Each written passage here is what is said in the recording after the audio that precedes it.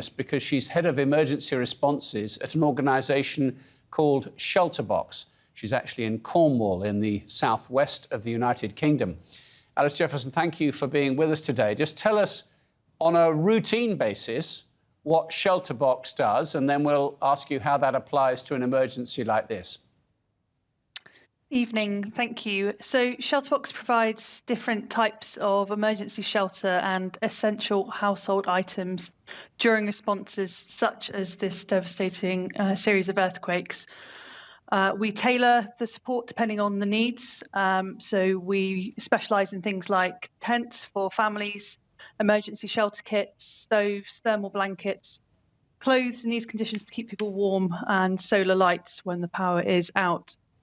We've got global experience, but also experience in this region, having recently completed some winter projects in the effects areas of northern Syria, given the ongoing needs, let alone with this new disaster on top, and have provided response in previous times to Turkey earthquakes. So you have these kits already in your stockpile, Alice, do you? And you could send some more to this disaster zone? We do. We have stocks around the world and have been getting hold of more. We've got tents ready to go, within sort of spitting distance of the region. And we have good contacts with suppliers and manufacturers in Turkey where we procure aid from, even for places like Ukraine. Our current operations is coming from Turkey. So we have these aid materials. We're working hard and are getting an assessment team on the way to look at our partners and how we can respond in support of the government efforts. So what's the missing piece of the jigsaw here? Do you then rely on others, NGOs, government agencies, to transport these kits to where they're needed, or do you try and do that yourselves? No, we do that ourselves. One of our sort of specialist areas is in logistics and supply chain. Of course, we need to work very carefully in coordination with others. For example, we have strong connections with the Rotary Network. We work with UN agencies, International Red Cross and Crescent, and various others. So working together, we can bring these aid materials in and get them into the hands of the people who need it most.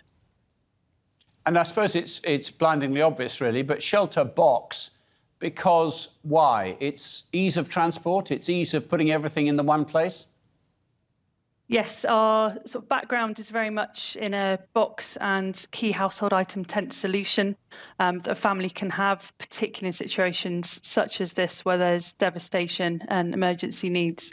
Over the years, we've expanded our offering, and initial assessments will tell us what the most appropriate types of aid are. Material and at some point potentially even cash support if and when materials can be bought by people themselves or potentially looking for rental support. So as the situation unfolds over the days and weeks, we'll be working hard to get the materials in and support to people.